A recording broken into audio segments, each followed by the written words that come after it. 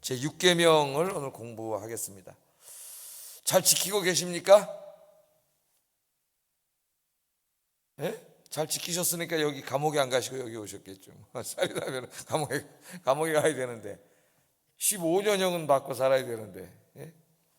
이 살인하지 말라. 그럼 어떻게 보면은 좀 간단한 계명인 것 같고, 살인 안 했잖아요. 사람 죽인 적 없고, 그러니까 잘 지키고 있는 계명인 것 같은데 좀 더 깊이 묵상을 해보면은 그렇지 않습니다. 많은 것을 우리가 생각하고 묵상해야 될 말씀 중에 하나가 이제 살인하지 말라는 말씀이고, 또 여기서 파생된 여러 가지 우리 사회적인 이슈들이 지금 신학이나 어떤 사회적으로 굉장히 활발하게 토론이 되고 있는 주제들이 많이 있어요. 연결된 말씀들이, 주제들이 좀 잠깐 새벽이지만은 오늘 아침에 좀 생각해 보겠어요. 자, 하나님께서 살인하지 말라 그렇게 말씀을 하셨습니다. 자, 왜 살인하지 말라고 말씀하셨느냐? 우선 조금 신학적으로 간단하게 한번 아침에 생각을 해보면은 모든 생명의 주인은 하나님이시기 때문이에요. 살인은 남의 생명을 빼앗는 거죠. 내가 인위적으로, 그게 내 생명이 됐든 다른 사람의 생명이 됐든 인위적으로 내가 그 생명을 취하는 거예요. 그런데 이 생명은 우리 인간의 것이 아닙니다. 생명은 하나님의 것이에요. 하나님이 주신 거예요. 생명의 주인은 하나님이라고 하는 것, 이 계명을 묵상할 때 제일 중요한 포인트입니다. 생명의 주인은 하나님이다.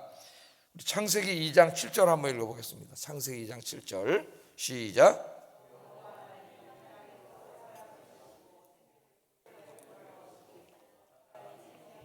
우리 이 말씀을 잘 읽어보면은 인간이 육으로만 구성되지 않았다는 것을 우리가 알 수 있죠.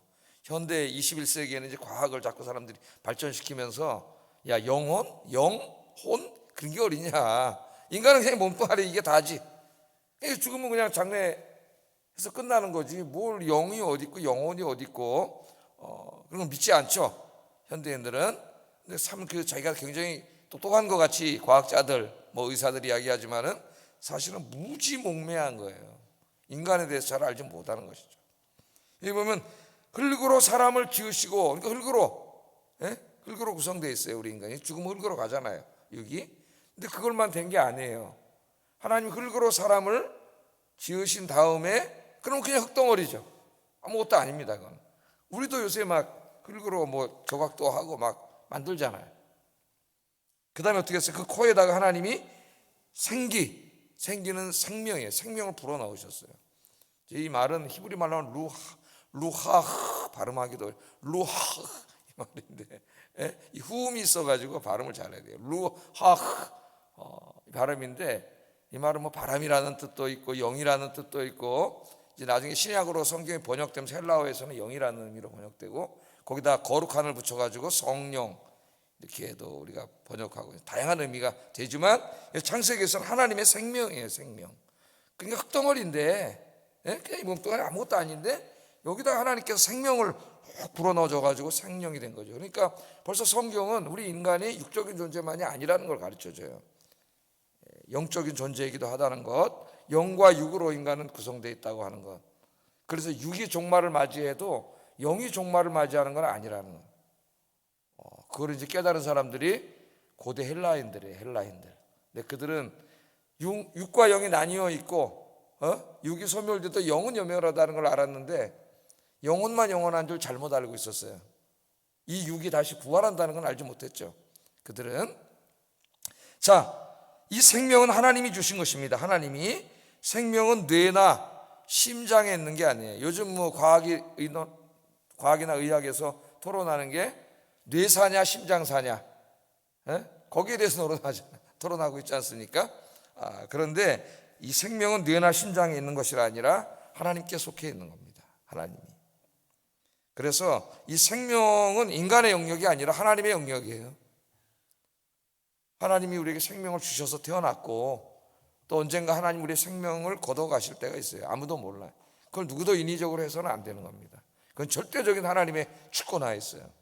내가 빨리 죽고 싶다고 해서 빨리 죽는 것도 아니고, 내가 더 오래 살고 싶다고 해서 오래 사는 것도 아니에요. 그러니까 거기 너무 연연하지 말고, 하나님이 주신 생명 오늘도 이렇게 살려주셨잖아요. 눈을 뜨고 얼마나 감사합니까? 아름다운 세상에 다시 할 일 많은 세상에 살려주셨는데 감사하면서 오늘 하루 또 나에게 주어진 일들, 그게 무슨 일이든지 최선을 다하고 하나님 교제하면서 살면 하루하루가 행복하다. 할렐루야. 자, 그래서 하나님이 주신 생명이기 때문에 인간은 어떠한 경우라도 인위적으로 생명을 빼앗을 수 없습니다. 중단시킬 수도 없어요. 자기 생명을 중단시킬 수도 없고 다른 사람의 생명을 빼앗을 수도 없습니다.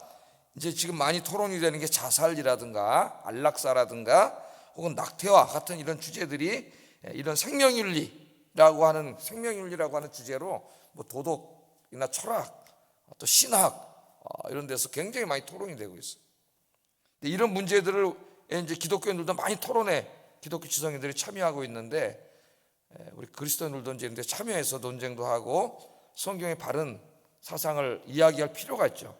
기독교인들이 다 침묵하고 있으면 누가 얘기하겠어요? 이 문제들을 다룰 때 우리 그리스도인들이 가장 중점에 둬야 될 핵심이 뭐냐면 생명의 주권이 하나님께 있다는 겁니다. 하나님 주신 것이라고 하는 것, 인간이 마음대로 할 수 없다고 하는 것, 이게 굉장히 중요한 것이고요. 또한 왜 살인하지 말라 그러셨느냐? 모든 인간은 다 하나님의 형상으로 지음받았어요. 창세기 9장 6절 한번 읽어보겠습니다. 시작. 이는 하나님이 자기 형상대로 사람을 지으셨습니다. 하나님의 형상으로 지었다. 그 말은 하나님의 형상을 반영하는 존재로 지었다, 그런 말입니다. 옛날에 왕들이 이제 지금이야 뭐 텔레비전이 있으니까 매일 뭐 왕 대통령 얼굴 보지만은 옛날에 왕이 어떻게 생겨 먹었는지 알지도 못하고 어디 저기 왕이 사는 건 알지만은 본 적도 없고 그렇잖아요. 그래서 그 왕들이 즉위를 하면은 자기하고 똑같이 생긴 걸 조각해갖고 동네마다 상을 많이 세워놨어요. 왕의 형상을, 그걸 보고 아 왕이 있구나, 저분이 왕이구나 느끼게 한 거죠. 하나님은 보이지 않는 영이시기 때문에 하나님의 형상을 만들어 놓은 거죠. 하나님의 형상. 또 외형적인 면만이 아니라 모든 부분에서 인간은 하나님의 형상으로 지음받았습니다. 하나님의 형상으로 지음받았다는 의미가 뭐냐? 굉장히 중요한 신학적 한 2000년 동안 이 토론이 돼 왔어요. 그래서 그 클라우스 웨스터만이라고 하는 사람의 창세기 주석을 보면은 하나님의 형상이 뭐냐는 그 신학적 논쟁만 이만큼 페이지 그걸 다 거기다 기록해놨어요. 그 주석이 얼마 전에 보니까 한국어로 번역도 돼 있더라고요. 그동안 영어로만 돼 있었는데 하나님의 형상으로 우리가 지금 받았습니다. 어쨌든 하나님을 반영하는 존재. 그래서 우리 옆에 분을 한번 보세요. 그럼 누구세요? 하나님을 반영하는 존재예요. 하나님의 형상. 우리가 인권을 존중하고 인격을 우리가 존중해야 돼요. 인간을 사랑해야 되는 이유가 단지 인문학적인 의미가 아닙니다. 우리에게는 그분이 바로 누구예요? 하나님의 형상이에요. 하나님의 형상을 반영하는 존재로 하나님이 만들어 놓으셨기 때문에 우리가 그 인간을 존중하고 사랑하지 않는다면 그는 하나님을 존중하지 않고 하나님을 사랑하지 않는 것이 되는 거죠. 하나님의 형상을 내가 죽여? 그러면 안 되겠죠. 이 두 가지가 굉장히 이 계명과 연결이 되어 있다는 거. 모든 인간은 하나님의 형상, 그러므로 마땅히 사랑받고 존중받아야 되는 거예요. 그가 누구든지, 그가 뭐 얼마나 돈이 많은 사람이든지 돈이 없는 사람이든지 많이 배운 사람이든지 배우지 못한 사람이든지 하나님의 형상으로 지음받았기 때문에 모든 인간은 그 인격이 존중되고 사랑받아야 됩니다. 우린 그 사람을 존중해줘야 되고 사랑해야 돼요. 하나님의 형상으로 지음받았기 때문에. 살인은 말도 못하는 폭력을 가하는 거죠, 그 사람에게. 자, 이 두 가지를 우리가 생각해야 됩니다. 자, 그러면 살인하지 말라고 말씀을 하셨는데 이 살인하지 말라고 하는 것은 단지 다른 사람의 생명을 빼앗고 혹은 자기가 스스로 자기의 생명을 중단시키는 실제로 사람을 죽이는 거기에만 국한된 계명인가? 그건 우리는 사람을 죽인 적은 없기 때문에 이 계명을 잘 지키고 있는 건가? 그렇지 않다는 거예요. 우리가 성경 말씀을 보면은 뭐 멀리 갈 것도 없습니다. 우리 예수님께서 이 땅에 오셔가지고 율법에 대해서 산상설교에서 이제 설명을 해주실 때 바리새인들의 율법 해석의 해석과 적용의 오류를 말씀하시고 6가지 반제가 나오죠. 모세는 이렇게 말했으나 나는 너에게 말하노니 이렇게 말한다, 이런 말씀을 하시면서 이 살인을 다뤘어요. 근데 어떻게 이 말씀을 적용시키셨는가? 우리 한번 마태복음 5장 21절 22절 한번 읽어보겠습니다. 시작.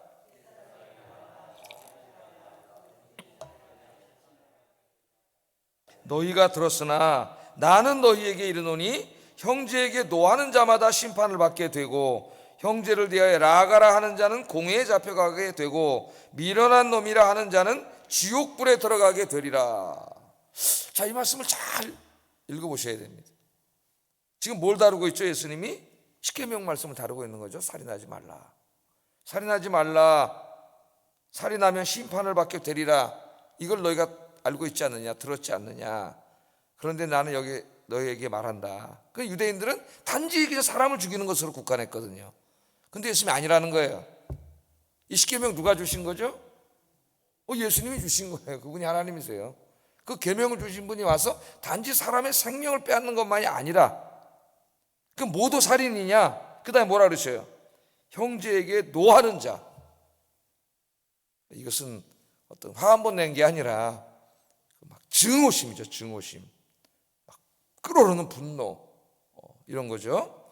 그 다음에 라가. 이건 뭐 욕입니다. 굉장히 상대에게 모욕감을 주는 욕설. 그때에도 욕설이고요. 미련한 놈. 이런 최고 욕설을 하는 자는 심판을 받는다니까. 그 말이 무슨 말이에요? 그런 일을 하는 사람은 살인하지 말라는 계명을 어긴 거라는 거예요. 단지 살인이 문자 그대로 사람을 죽이지 말라 거기에만 국한되는 게 아니라는 것을 우리 예수님께서 말씀하시는 거죠. 그래서 예수님은 살인을 단지 사람을 죽이는 행위만이 아니라 형제들을 증오하고 화를 내고 욕을 하는 행위로까지 확대시켰습니다. 이게 원래 그 의미라는 거예요. 그래서 이러한 행위를 우리가 인격살인이라고 할 수가 있겠죠. 물리적으로 사람의 생명을 빼앗지는 않았지만은 다른 사람을 증오하고 막 미워하고 막 온갖 인격적인 모멸감을 주는 욕설을 퍼붓고, 그러면 어떻게 되냐? 그 사람이 인격을 살인하는 거예요. 그 내가 누군가에게 그 정도로 무시당하고 욕을 먹고 막 증오를 당하고 있다면은 그만큼 고통스러운 일은 없는 거죠. 이미 그 사람 죽인 거나 마찬가지인 거예요. 이 생명을 빼앗지는 않았지만은 우리 예수님이 거기까지 확장을 시킨 겁니다. 그래서 이 요한 칼빈, 우리 장로교의 아버지라고 할 수 있는 이 요한 칼빈 십계명 강해에서 바로 이 예수님의 말씀 산상설교를 인용을 합니다. 인용을 하면서 이렇게 말을 했어요. 한번 읽어볼까요? 육계명 가운데는 인간들이 그 이웃에 대하여 품는 모든 증오와 분이나 노함 그리고 모든 원한까지도 포함되어 있다고 결론을 내리는 것이 온당한 자세이다. 굉장히 훌륭한 주석가죠. 요한계시록을 빼곤 성경의 거의 모든 것을 주석을 다 썼으니까 참 대단합니다. 그 사람이 그 바쁜 와중에 망명생활 중에 그렇게 많은 저서를 남기고 그렇게 훌륭한 종교교육을 하고 또 스위스 제네바에 그 일을 맡아가지고 그 일을 다 하고, 그리고 오래 살지도 않았는데 55살까지밖에 못 살았는데 이 엄청난 일을 했다는 게 참 대단한 거죠. 그러니까 벌써 칼빈은 예수님 말씀을 읽으면서 이 살인하지 말라가 단지 사람을 죽이지 않았으니까 난 이 계명을 지킨 거야가 아니라 내가 누군가를 심히 증오하고 막 분노를 터뜨리고 상대감이 인격 살인할 정도로 욕설과 막 이런 저주의 말을 퍼붓는다면 이미 그 사람 죽인 거나 마찬가지. 가장 큰 고통을 준 거죠. 그래서 이 신이라고 하는 책으로 유명한 김영규 교수, 문명을 읽는 코드, 서양 문명을 읽는 코드 신, 굉장히 내가 볼 때는 대단한 책입니다. 그레이트북이라고 내가 이렇게 말을 해줄 수가 있겠어요. 우리나라 신학자로서는 상당히 많은 공부를 한 사람이다, 그런 생각이 들어요. 제가 이 신이라는 책 한 서너 번 읽어봤어요. 서너 번. 이분이 또 몇 년 전에 이제 그 데칼로그라고 하는 책을 썼어요. 데칼로그는 이제 십계명이라는 말입니다. 십계명. 그런데 이제 다른 사람이 쓴 책하고는 완전히 달라요. 이 사람 철학신학 또는 문화신학, 문학, 시 이런 걸 공부하는, 시문학이나 철학을 공부하면서 신학을 전공한 사람이기 때문에 성경을 다루는 시각이 좀 다른데, 이 주석은 이제 존재론적인 입장에서 십계명을 다룬 거예요. 존재론적 입장. 그래서 다른 책하고는 완전히 달라요. 이 책은 여러분이 굳이 이 책을 사서 읽어볼 필요는 없습니다. 신학적으로 좀 우리랑 맞지 않는 부분도 있지만 굉장히 훌륭한 책이다 이런 생각이 들어요. 이 책에서 이 계명을 이제 육계명을 해석을 하면서 여기 살인을 그냥 사람을 죽이는 행위를 말하는 게 아니라 존재론적인 살인이라 해서 존재론적인 살인, 즉 영혼을 죽이는 행위, 그걸 다 포함한다는 거예요. 이것을 사회심리학적인 용어로 말하면 소외라고 할 수 있죠. 소외. 상대방에게 굉장히 소외감을 주는 어떤 나의 말, 행위, 이런 것들이 바로 살인을 하는 죄를 짓는 거라 그렇게 얘기합니다. 그래서 이 사람 책을 읽어보면 뭐 이렇게 에리크 프롬 같은 사회심리학자라든가 또 소설, 영화 다양한 얘기를 해요. 그래서 야, 참 내가 책을 읽다가 좀 부럽다. 그렇게 더 분발을 해서 더 공부를 하고 책을 읽게 만드는 사람 중에 한 사람이에요. 이 사람, 내가 이쪽으로 더 공부가 안 돼 있거나 문학이나 서양 문학 쪽 뭐 이런 쪽으로 그런 생각도 많이 가져봤어요. 자, 이 에리크 프롬이 사랑의 기술이라고 하는 책에서 인간의 소외의 문제를 다루죠. 인간이 왜 이렇게 힘들고 고통스럽고 어떨 때는 저렇게 포악해지고 그렇게 되는가. 그때 인간의 그 소외의 문제를 다루는데 두 가지를 다뤄요. 하나는 인간이 죄짓고 에덴 동산에서 쫓겨남으로써 하나님으로부터 단절됐잖아요. 에덴 동산으로부터 하나님으로부터의 소외. 또 하나는 어머니로부터 소외. 원래 인간이 태어날 때 어머니 뱃속에서 태어나가지고 어머니와 10달 동안 정말 떨어질 수 없는 유착관계 속에 있다가 바깥으로 나오죠. 바깥으로 나오면 어머니로부터 떨어지는 거예요. 그때 어렸을 때는 어머니 없으면 죽는 줄 알고 애들이 어떻게 돼요? 어머 까꾸 잠깐 어려서부터. 그게 이제 오래가는 애들은 껌딱지라 그러잖아요. 엄마 쫓아다닌다. 엄마 그러다가 그게 이제 영원하지는 않죠. 어느 정도 커지면 어머니에서 떨어나서 학교를 가면 이제 누가 생겨요? 친구가 생기고 또래 집단이 생기잖아요. 그럼 친구가 또래 집단과의 또 이제 유착관계가 생기고 그 친구들과 또래 집단에 들어가서 거기서 또 하나가 되고 거기서 소외되면 불행해지는 거예요. 같이 친구들이 자기를 좋아해지고 그럼 행복한 거죠. 근데 어느 날 친구들이 나를 따돌려 왕따시켜 막 욕하고 인터넷 SNS 같은 데서 너 죽어 이 새끼야 그러고 꼴보기 싫어 만나지도 막 이러면 얘가 이제 여기서 어떻게 돼요? 떨어져 나오면 소외감을 느끼게 되는 거죠. 그럼 어떻게 돼요? 불안하고 고독하고 그 애들이 자살하잖아요. 어른도 마찬가지고. 그래서 이 왕따라고 하는 것은 굉장히 심각한 죄악이에요. 남을 따돌리려고 하는 것은 살인죄예요. 살인죄. 그 사람의 인격을 살인하는 거예요. 또 한 개인사적으로는 그렇고 인류사적으로는 어때요? 그 에덴 동산에서 쫓겨나왔기 때문에 원시적인 인간들은 유아기의 인간들은 어떻게 했어요? 그 자연과 에덴 동산이 그리워가지고 자연과 애착해서 애니미즘, 토테미즘, 자연을 섬기고 동물을 섬기고 신으로 막 이렇게 하다가 이제 문명이 좀 발달한 그게 이제 아니라는 걸 알게 되잖아요. 불안해, 고독하고, 그러니까 술, 마약, 쾌락 뭔가 이런 데 미치지 않고는 인간이 살아가지 못하는 거예요. 그런 걸 안 하면. 그리고 그게 또 요새는 어떻게 합니까? 외로우니까 이제 사람들하고 만나서 공동체를 이루고 뭘 같이 하고 막 그래야지 혼자만 계속 있으면 너무 힘든 거죠. 불안과 고독감이 몰려오는 거예요. 그래서 막 요새는 막 별로면 동호회가 다 있어요. 여기 이제 한강을 걷다 보면은 좀 비켜주세요 하고 젊은이랑 뛰는데 한 20-30명이 줄을 쫙 뛰어. 그거는 뭐니까 뛰는 동호회. 혼자는 못 살아. 혼자.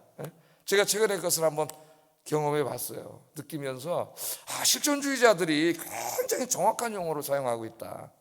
제 의사들이나 심리학자들도 잘 정확한 용어를 못 사용해. 내가 체험을 해보니까.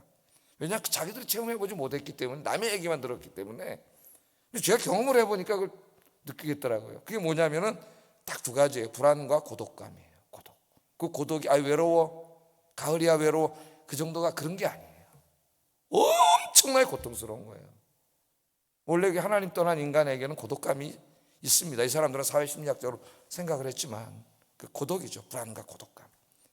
그거를 극복하기 위해서 술, 마약, 또 세상의 즐거움, 스포츠에 막 미치고 사람들과 만나서 교제를 하고 막 이렇게 하지 않으면 안 되는 거죠. 그러나 그것도 궁극적인 게 되지 못해요. 집에 들어와서 혼자 누워서 있으면 그 불안과 고독감이 몰려와 불면증이 오고 잠을 잘 수가 없는 인간은. 그러면 결국 인간은 어디로 가야 돼요? 행복하려면 에덴 동산 하나님께로 돌아가야 돼. 하나님께로 돌아오지 않는 한은 행복이 없어요. 불안하고 고독하고 그래서 살 수밖에 없습니다. 그래서 제가 힘들 때 찬송을 부르고 기도하고 하나님과 경건의 시간을 가지면 평안이 몰려온다 그랬잖아요. 이게 다 이런 범주에서 말씀을 드리는 거예요. 하나님 앞에. 자, 그런데 그렇게 막 인간이 그렇지 않은 불안하고 고독한데 거기다 막 사람들을 미워하고 증오하고 막 친구들이 이 쌍소리하고 이 새끼 버러지 같은 새끼라고 막 그러면 이 사람이 어떻게 돼? 얘가 어른이고 애고, 예? 소외감을 확 느끼면서 자기는 무가치한 존재, 쓸모없는 존재라는 이게 확 몰려오면 엄청난 고통이 몰려오는 거고 결국은 그 사람 죽이는 거예요. 우리 예수님 말씀 속에는 이게 실존주의적으로 해석을 하면은 이런 깊은 의미가 있는 거예요. 단지 너 욕했어, 너 지옥 가, 그런 의미가 아닙니다. 이게 한 인간에게 엄청난 고통을 주는 거예요. 여러분, 우리 절대 그런 삶을 살면 안 되겠죠. 우리가 다른 사람에게 엄청난 고통과 모멸감, 무가치함을 느낄 정도의 욕설과 증오와 이것은 살인죄예요. 우리 예수님이 그 살인죄라고 지금 이렇게 말씀을 하고 있습니다. 그래서 사도 요한도 요한일서 3장 15절에서 이렇게 말씀을 하죠. 읽어보겠습니다. 시작. 그 속에 거하지 아니하는 것을 너희가 아는 바라. 이 말씀을 보세요. 형제를 미워하는 자, 지금 이런 행위를 하는 겁니다. 단지 한번 안 미워해 본 사람이 어디 있겠어요? 그건 미워하는 행위가 아니라 지금 제가 말한 이런 행위예요. 네? 다른 사람에게 엄청난 고통을 주는 행위죠. 이미 살인하는 자니, 살인하는 자는 영생이 그 안에 있지 않다. 구원받지 못한다 그 말이에요. 영생이 그 안에 있지 아니하는 것을 너희가 알지 않느냐, 그렇게 이야기하고 있습니다. 그래서 살인하지 말라는 말씀, 우리가 간단히 말하면 남을 미워하는 것도 살인하는 거다. 우리가 간단히 이렇게 말하잖아요. 오늘 예수님 말씀하신 건 남을 증오하고 미워하고 욕설을 퍼붓고 저주하고 따돌리고, 이렇게 함으로써 그 사람에게 살아있으나 살아있는 것 같지 않은 엄청난 그 소외감, 존재론적인 고통 주는 행위가 살인죄라고 하는 거. 그래서 그 반대는 뭐예요? 사랑하는 거지. 사랑하고 이해하고. 그래서 여러분, 우리들을 만나면 소외감을 느끼던 사람도 안정감을 느끼고 사랑을 느끼고 따뜻함을 느끼고, 더 살만한 곳이구나 세상은, 그렇게 느낄 수 있게 만들어주는 여러분들이 되시기를 주의 이름으로 축복합니다. 그럼 이 계명을 너무나 잘 지키는 거다. 이 계명을. 자, 그런데 성경에서 타인의 생명을 빼앗는 것이 허용된 경우가 있습니다. 하나님이 허용하신 경우. 그 첫째가 뭐냐면 사형이에요. 국가가 흉악범들의 생명을 강제로 뺏을 수 있는 권한을 하나님 주신 거죠. 공권력에. 개인적인 목숨은 절대 금했습니다. 그래서 개인적인 목숨을 못하게 하려고 도피성을 6개나 하나님이 두셨죠. 이것은 그런 게 아니라 공권력, 합법적인 것을 갖춘 공권력을 말하는 거예요. 지금으로 말하면 이제 판사들이죠. 판사들은 판결을 내리고 또 검사들은 구형을 하고 또 교도관은 집행을 합니다. 여기에 관련된 사람들은 강제로 남의 생명을 빼앗는 일을 하는 거예요. 그래서 지금 사형제도가 우리 인간사회에서 지금 굉장히 논쟁이 되고 있죠. 우리 성경에 보면 부모를 거역한 자 사형입니다. 하나님 돌로 때려 죽이라 그랬어요. 간음하다 붙잡힌 자 사형이에요. 성경이 그렇게 이야기하고 있어요. 그래서 하나님께서는 하나님의 창조 세계의 질서와 정의를 위하여 재판관으로서의 자격을 갖춘 사람이 엄격하고 정의로운 법을 적용하여 흉악범들의 생명을 강제로 빼앗는 것을 허락하셨어요. 구약 성경에 보면 허락하셨습니다. 우리는 여기서 성경이 사형제도를 지지하고 있음을 알 수 있어요. 근데 최근 우리나라에서 거의 20년 이상 사형을 집행하지 않았습니다. 또 세계 이제 인권기구 엠네스티 인터내셔널이라는 것이 있어가지고 사형 폐지론자들이, 이 사람들은 굉장히 이 운동을 활발히 하고 있어요. 자, 그래서 사형제도가 없어져야 된다고 이제 주장하는 사람도 굉장히 많이 있습니다. 있어야 된다고 하는 사람들은 이제 범죄 억제 효과를 이야기하고, 없어져야 된다고 말하는 사람은 오심의 위험에 대해서 얘기하는데, 실제적으로 이제 오심으로 인해서 사형을 당한 사람들이 있어요. 그래서 성경이 사형제도를 반대하지 않습니다. 하나님의 정의, 질서를 지키기 위해서. 그러나 이제 그 오심이 일어날 확률이 굉장히 많은 인간의 불안전함 속에서 한 사회가 사회적인 합의에 의하여 사형제도를 종신형제도나 어떤 다른 것으로 전환하는 것이 잘못됐다고 생각하지는 않아요. 제 개인적인 생각입니다. 거기는 그 정도로 여러분이 사형에 대해서 생각하시면 돼요. 하나님은 하여튼 공권력, 합법적인 공권력을 갖춘 사람들이 흉악한 범죄자들의 생명을 강제로 빼앗는 것을 허락하셨다는 거, 거기 상식적으로 그 정도로 알고 계시면 되겠어요. 또 하나는 전쟁이 일어났을 때입니다. 전쟁. 이 문제는 이제 군대 가느냐 안 가느냐는 여호와 증인이라고 하는 것에 의해서 우리는 총을 들 수 없습니다. 남을 총으로 쏠 수 없습니다. 사실 이 문제는 이제 신학자들이 교회 2000년 사이에서 상당히 많이 고민해 왔던 문제예요. 전쟁이 났습니다. 자, 러시아가 우크라이나를 쳐들어왔어요. 사람들을 막 죽이고 민간에 미사일을 쏘고 난리가 났어요. 근데 내가 징집이 됐어요. 군인으로. 난 독실한 그리스도인이에요. 총을 들었습니다. 적군이 있어요. 내가 쏘면 저 사람이 죽어. 내가 쏘면 어떻게 되죠? 쏴야 돼요, 안 쏴야 돼요? 그리스도인이라면 이게 굉장히 힘든 일이죠. 힘든 일이에요. 그런데 성경은 전쟁 중에 군인이 이 어쩔 수 없는 상태에서 침략자들을 향하여 총을 쏘는 것을 허락합니다. 뭐 총이 됐든 활이 됐든, 만일 침략자들과의 전투에서 그리스도인들이 총을 쏘지 않는다면, 내가 안 쏘면 내 전우가 죽잖아요, 저 사람들이. 내 선량한 가족들이 죽고 민간인이 죽어요. 그럴 때는 어쩔 수 없이 총을 쏘는 거죠. 그래서 하나님께서는 전쟁 중에 이 침략자들에게 총을 겨누는 것을 금하지 않았습니다. 그러나 다른 경우가 있어요. 예를 들면 이제 자크 헬러리 쓴 폭력이라고 하는 책에서 나오는데, 그 이제 인도 사람들이 간디가 비폭력 무정화 운동으로 이제 영국 정부에 대해서 저항을 할 때 사격 명령이 내렸어요. 군인들이 쏴야 되잖아요. 저 사람들은 무기도 없고 비폭력 무저항 운동을 하는 사람들이야. 사격을 하면 죽어요. 부당한 일이고 이건 하나님이 허락하지 않은 일이에요. 영국 군인들이 총을 쏘지 않습니다. 왜? 그들의 양심 속에 있는 하나님의 말씀이 울려 퍼졌기 때문에 군인은 명령에 죽고 살아야 되는 총을 쏠 수가 없어요. 그럴 때는 안 쏴야죠. 이건 전쟁하고는 다른 거예요. 그거는 자크 헬러리 그렇게 말하지 않습니까? 만일 그런 간디가 저 스탈린 치하에 소련에서 그 운동을 했다면 성공했을까? 성공했을까요? 쐈겠죠. 그들의 마음속에 있는 그 하나님이 그걸 못하게 한 거예요. 하나님께서. 그건 좀 다른 경우입니다. 우리 어거스틴, 유명한 신학자인 어거스틴이 이렇게 말했어요. 전투에서 적군을 죽이는 일은 불가피한 일이지만 결코 그렇게 하길 바라는 욕망에서 해서는 안 된다.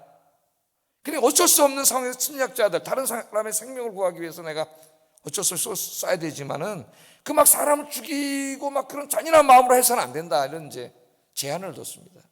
또 우리 칼빈은 조금 더 강력하게 말했어요. 불의한 전쟁을 일으키는 자들을 죽이는 것은 하나님의 처형이요 하나님의 심판이다. 그러니까 우크라이나 아까 제가 말했는데 저들이 막 쳐들어와요. 민간인들 막 죽이고 이래. 그럴 때 그들을 향해 총을 쏘고 죽이는 것은 하나님을 대항해서 심판을 하는 행위라고 칼빈은 강력하게 얘기했습니다. 자, 그래서 살인을 하지 말라에 아까 사형, 이 전쟁에서 침략자들, 불의한 자들을 향하여 우리의 생명을 지키기 위해 총을 쏘는 행위는 살인이 아니다. 성경 그렇게 얘기한다는 겁니다. 그 다음에 좀 이제 많은 시간이 저렇게 이제 간단하게 토론해야 될 주제들 좀 제가 안락사. 요새 그 유럽에서 안락사가 상당히 유행하고 있어요. 너무 고독하고 힘들고 또는 이제 뭐 중병에 걸려서 당신 한 1년밖에 못 삽니다. 그럼 그 나머지 1년이 굉장히 고통스러우니까 그냥 나 잘 때 주사로 나를 그냥 싹 자면서 가게 해주세요. 그러냐 안락사가 합법적으로 이제 되느냐 안 되느냐 막 이런 게 이제 논쟁이 돼 있는데 아까 뭐라 그랬어요? 생명은 하나님의 것입니다. 그렇게 하면 안 됩니다. 단 진짜 우리가 부모님들 그런 경우가 있잖아요. 이제 마지막 가시는데 마지막 가시는데 부모님이 아니라 다른 가족일 수도 있죠. 일찍 병으로. 그 유일하게 숨이 이제 이렇게 심장이 뛰게 하는 게 그 인공호흡기를 붙여가지고 그 이제 막 그거 해서 며칠 그냥 아무 의미가 없는 거예요. 살아나는 것도 없고 그냥 심장만 더 뛰다가 더 고통스럽게 돌아가시는 그런 경우가 아니라면 그럼 소극적으로 우리가 이제 그건 하지 말라 그러잖아요. 내가 한 1년 더 산다 그러니까 그 기간이 너무나 그거에서 내 스스로 자살을 하거나 그 유명한 분 그런 분 있죠. 암에 걸려서 행복전도사님이셨는데 자기는 죽었어요. 암 선고를 받고 견딜 수가 없어서. 또 남에게 안락사를 시키는 것은 옳지 않습니다. 자, 1년 힘들겠죠. 1년밖에 못 삽니다. 그 1년은 굉장히 중요한 기간이에요. 하나님이 1년을 더 살게 하신 것은 엄청난 하나님 뜻이 있는 거예요. 모든 살아있는 생명에는 의미가 있습니다. 그 1년 동안 어떤 일을 할까요? 자기 인생을 돌아보겠지. 이제 얼마 안 남았으니까 자기가 부끄럽게 살아왔던 것 하나님의 회개하겠죠. 남과 다투고 싸우고 미워하고 증오했던 거 다 회개하겠죠.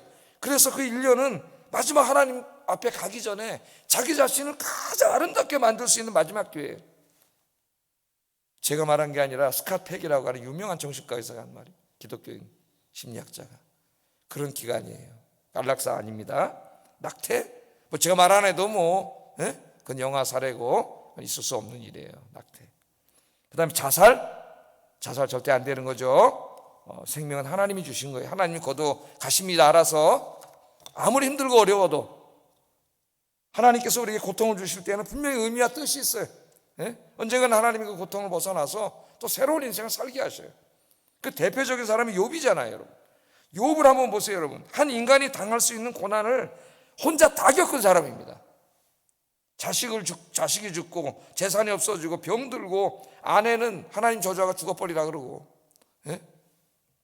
어디를 쳐다봐도 더 이상 삶을 영위할 의미, 하루하루 연명하는데 아무 의미가 없는 삶이죠. 그럼 사람이 자살을 해요.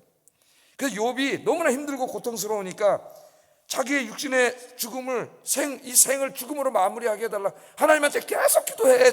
이제 그만 데려가시라.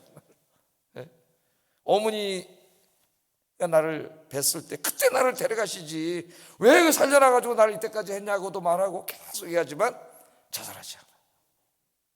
그것은 하나님이 기뻐하시는 일이 아니기 때문에 그런 기도하고 그걸 내가 원한다, 죽기를 원한다고 하지만 죽지는 않아요.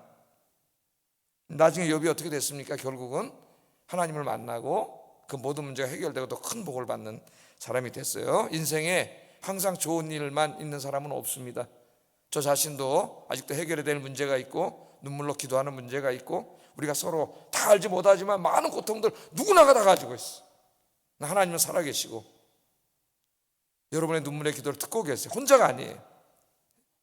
자살하지 마시고 뭐 여기 그럴 사람이 없겠지만 기도하면서 끝까지 하나님을 의지하면 하나님이 웃는 날, 행복한 날 반드시 이루어지실 줄로 믿습니다. 기도하겠습니다.